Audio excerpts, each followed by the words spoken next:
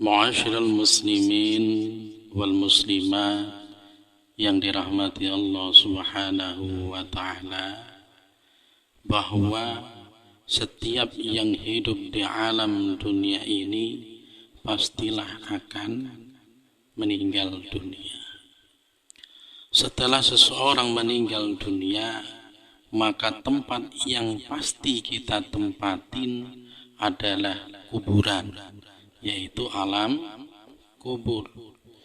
Dan di dalam alam kubur itulah ada yang namanya siksa kubur. Dan tidak sedikit di antara kaum muslimin dan muslimat yang telah mendahului kita masuk ke alam kubur, mereka merasa menyesal atas kehidupan alam dunia. Karena ketika ia hidup di alam dunia, ia tidak gunakan kehidupan di alam dunia tersebut dengan sebaik-baiknya. Akan tetapi penyesalan setelah ajal datang, penyesalan itu sudah tiada artinya. Makanya Rasulullah Shallallahu Alaihi Wasallam ini memberitahu kepada kita dalam sebuah sabdanya, Innal qabra yunadi kulla yaum khamsa marrah. Sesungguhnya alam kubur atau kuburan itu memanggil-manggil kita dalam satu hari 5 kali. Nggak tanggung-tanggung bahwa kuburan yang akan kita tempati setelah meninggal dunia itu, ketika kita masih hidup di alam dunia ini, kita dipanggil-panggil oleh kuburan, diseru oleh kuburan, diberi peringatan oleh kuburan itu dalam satu hari sampai 5 kali. Cuman kita ini manusia biasa, tidak mampu mendengarnya. Hanya baginda Rasulullah Muhammad Sallallahu Alaihi Wasallam yang mampu mendengar peringatan tersebut. Makanya diberitahukan kepada kita supaya kita ini bisa mawas diri dan mempersiapkan diri sehingga kita akan terhindar dari siksa alam kubur dan tidak menyesal setelah kematian kita. Peringatan yang pertama, kata kuburan ini, ana baitul wahdah. Ketahuilah para manusia, sesungguhnya saya kuburan adalah baitul wahdah, rumah atau tempat kesendirian. Ketika kalian ini meninggal dunia kemudian dimasukkan ke luang lahat, satu pun tidak ada orang yang mau menemani. Walaupun kerabat, tetangga, sanak saudara, teman akrab kita ikut di dalam mengiring kita ke jenazah, ke pemakaman. Tapi setelah kita ditimbun oleh kuburan dengan tanah, mereka akan balik pulang ke rumahnya masing-masing. Tidak ada satupun yang ikut sudi rela untuk menemani kita di alam kubur kita. Bahkan istri kita yang tercinta, yang dulunya hidup pernah berjanji di dunia akan sehidup semati, ketika kita mati, istri pun tak akan mau menemani. Coba siapa yang mau menemani kalau suaminya meninggal dunia? Tak ada. Bahkan ketika masa iddah istri ini selesai, istri pun akan cari pengganti suami. Inilah yang disebut dengan baitul wahdah. Kita akan terbujur kaku sendirian di dalam kuburan. Maka seruan dari kuburan tersebut, faja'alnaka munisan. Bawalah teman yang setia menemanimu dari dunia untuk sebagai teman di alam kubur. Temannya bukan anak, bukan istri, bukan tetangga, bukan sanak saudara. Wahuwa qiraatul Quran, akan tetapi teman yang akan menemani kita di alam kubur kita, yang akan setia adalah qiraatul Quran, yaitu bacaan Al-Quran yang kita telah baca di alam dunia. Jadi makanya ketika kita masih diberikan panjang umur oleh Allah ini, kita manfaatkan, kita sibukkan umur kita untuk selalu membaca Al-Quran. Al-Quran dibeli bukan hanya untuk buat pajangan di almari. Al-Quran dibeli bukan hanya untuk hiasan di kamar tamu. Tapi Al-Quran dibeli untuk dibaca, dibuka, dibaca, difahami, kemudian diamalkan dalam kehidupan sehari-hari. Itu yang akan menjadi teman setia ketika kita berada di alam kubur kita. Bacaan Al-Quran bukan hanya menjadi teman kita di alam kubur kita, bahkan justru ia akan menjadi syafaat atau penolong kita di yaumil qiyamah. Sebagaimana yang disabdakan Rasul, Iqra'ul Qur'an fa innahu ya'ti yaumal qiyamah syafi'an li ashabihi. Bacalah Al-Qur'an, sesungguhnya Al-Qur'an ini akan menjadi syafi'an, syafaat, penolong di hari kiamat, yaitu bagi pembacanya. Alhamdulillah. Kemudian yang kedua, peringatan dari alam kubur adalah ana baitut zulmah. Wahai para manusia, ketahuilah sesungguhnya saya kuburan adalah tempat kegelapan. Tidak ada sinar di alam kubur, gelap gulita. Fanawwiruni, maka terangilah saya. Di dalam menerangi alam kubur ini tidak membawa lampu listrik, tidak membawa obor, tidak membawa lilin dari dunia, bukan. Akan tetapi yang bisa menerangi alam kubur kita adalah wa huwa qiyamul lail, yaitu sholat malam atau yang disebut dengan sholat tahajud. Sholat tahajud ini sholat malam hari setelah kita tidur. Ini fadilahnya amat dahsyat. Karena sholat tahajud adalah sholat sunnah, tapi melalui perintahnya ini melalui wahyu, yang mana tersirat dan tersurat di dalam Al-Quran. Wa minal laili fatahajjat bihi nafilatan lak. Pada sebagian malam, wahai Muhammad, laksanakanlah sholat tahajud nafilatan lak, sebagai ibadah tambahan bagimu. Asa ayyab'atsaka rabbuka maqaman mahmuda. Mudah-mudahan Tuhanmu mengangkatmu ke tempat yang terpuji. Balasan bagi orang yang melaksanakan sholat tahajud adalah maqaman mahmuda, yaitu tempat yang terpuji.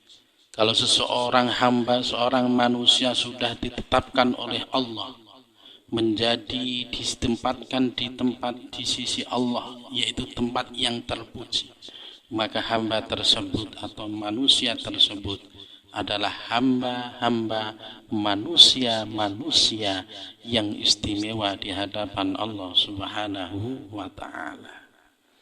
Setelah baginda Rasulullah Muhammad sallallahu alaihi wasallam ini mendapatkan perintah untuk melaksanakan sholat tahajud, beliau langsung melaksanakannya setiap malam dengan istiqomah sampai beliau wafat. Baginda Rasul yang sudah dijamin oleh Allah masuk surga, baginda Rasul yang dihindarkan dari segala noda dan dosa, istiqomah di dalam menjalankan sholat tahajud sampai beliau wafat. Kita sebagai manusia biasa yang belum dijamin oleh Allah langsung masuk surga, dalam satu hari berapa kali kita berbuat dosa, dalam satu hari berapa kali kita berbuat maksiat kepada Allah Subhanahu wa ta'ala. Yang menjadi pertanyaannya adalah berapa rakaat tiap malam kita melaksanakan sholat tahajud. Terkadang semalam suntuk kita tidur tanpa bangun sampai subuh. Terkadang malam, tengah malam pun kita bangun, tapi bukan untuk melaksanakan sholat tahajud, tapi hanya buang air kecil saja. Ada enggak yang kayak gitu? Banyak. Makanya Rasulullah Shallallahu Alaihi Wasallam ini menerangkan, alaikum biqiyamil lail, lakukanlah dengan istiqomah, yaitu qiyamul lail, salat tahajud. Fa innahu ta'bus shalihin min qablikum, karena sesungguhnya salat tahajud adalah merupakan perilaku orang-orang soleh sebelum kalian. Bahkan Rasulullah Shallallahu Alaihi Wasallam ini menerangkan, inna ahabal a'mal indallahi adwamuha, sesungguhnya amal yang paling dicintai oleh Allah adalah adwamuha, yang dilakukan secara kontinu, terus menerus, walaupun wa ingkolla, walaupun amal tersebut ini sedikit. Jadi ketika kita melaksanakan sholat tahajud 2 rakaat saja, tapi kita kerjakan tiap malam, ini akan dicintai oleh Allah Subhanahu wa Ta'ala daripada kita melaksanakan sholat tahajud banyak rakaat tapi hanya dilakukan cuman 1 malam saja. Makanya kalaulah kita sudah tahu seperti ini, paling tidak malam kita bangun untuk melaksanakan sholat tahajud. Artinya Pak, ini dibangunin, diajak sholat tahajud, bukan ngajak yang lain. Boleh saja ngajak yang lain, tapi paling tidak jangan tinggalkan sholat tahajud. Karena apa? Sholat tahajud itulah yang akan bisa menerangi alam kubur kita. Kemudian peringatan yang ketiga dari alam kubur adalah ana baitut turab. Wahai para manusia, ketahuilah sesungguhnya saya kuburan adalah tempat yang dipenuhi dengan tanah. Ketika seseorang meninggal dimasukkan ke ruang lahat, bawah ini merupakan tanah. Nggak ada bawahnya di keramik dulu, di marmer dulu, di plester dulu, tak ada. Tanah bawahnya. Depannya tanah, belakangnya tanah. Setelah itu ditimbun dari atas juga dari tanah timbunan tersebut. Karena di dalam kubur ini tanah, maka seruan dari alam kubur tersebut mengatakan fahmilil firosh, maka bawalah alas dari dunia. Alasnya ini bukan kasur, alasnya bukan spring bed, alasnya bukan tikar. Wa huwal amalus sholeh, akan tetapi alas yang kita bawa ke alam kubur adalah amal soleh, amal perbuatan yang kita kerjakan di alam dunia. Maka jangan sampai kita ini menyepelekan sekecil apapun amal soleh. Walaupun menyingkirkan duri dari jalan, kita lakukan karena itu amal soleh. Maka ketika kita masih diberikan panjang umur oleh Allah, gunakan umur kita ini untuk selalu membantu orang lain, bermanfaat kepada orang lain, menolong orang yang membutuhkan, menyantuni anak yatim piatu, berinfak, beramal sedekah, beramal jariyah, membantu pembangunan masjid, mushola maupun madrasah, supaya amal tersebut bisa menjadi alas kita di alam kubur kita. Kemudian yang keempat, peringatan dari alam kubur adalah ana baitul afa. Wahai para manusia, sesungguhnya saya kuburan adalah tempat sarangnya ular besar yang berbisa, yang akan menyiksa orang-orang yang durhaka kepada Allah Subhanahu wa Ta'ala. Maka seruan dari kubur, fahmilit tiryaki, bawalah racun untuk membunuh ular-ular tersebut dari dunia. Racun ini yang dimaksud bukan racun sianida, bukan racun zat kimia, itu bukan. Wa huwa bismillahirrahmanirrahim. Akan tetapi racun yang bisa membunuh ular-ular yang berbisa di alam kubur kita adalah kalimat Bismillahirrahmanirrahim. Maka di dalam Islam mengajarkan ketika kita mau melakukan suatu amal kebaikan, maka disuruh untuk mendahului membaca Bismillahirrahmanirrahim. Contoh ketika kita mau makan, dahului dengan membaca Bismillahirrahmanirrahim. Mau minum, dahului dengan membaca Bismillahirrahmanirrahim.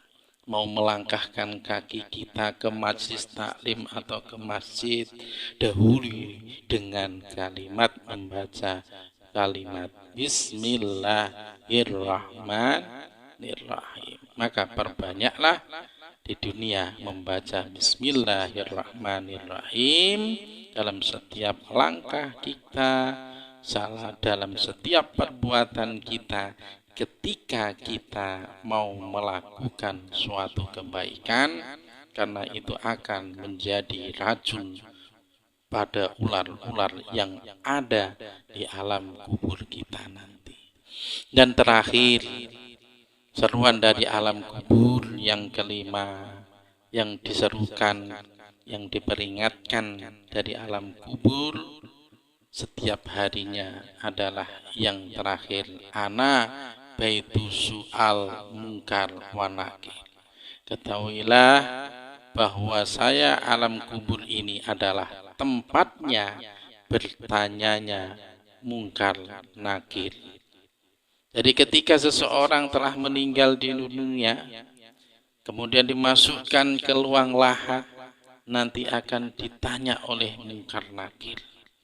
Marrobuka, dari ditanya siapa Tuhan, waman nabiyuka, siapa nabimu, wamadinuka, apa agamamu, dan lain sebagainya.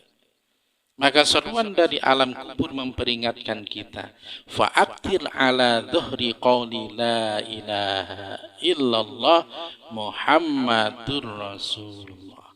Maka ketika kalian masih di alam dunia, maka perbanyaklah untuk membaca kalimat la ilaha illallah Muhammadur Rasulullah. Dan kalimat ini adalah afdhalul dzikri, yaitu seutama-utamanya kita berzikir, ingat kepada Allah Subhanahu wa ta'ala. Tujuannya apa? Liyumkina laka antajibahu, supaya kalian ini bisa menjawab apa yang menjadi pertanyaan-pertanyaan mungkar dan nakir. Kalaulah kita lulus dan lolos dari pertanyaan mungkar dan nakir, insya Allah kita akan terhindar dari siksa alam kubur, dan insya Allah di akhirat kita akan menjadi orang-orang yang bahagia di hadapan Allah.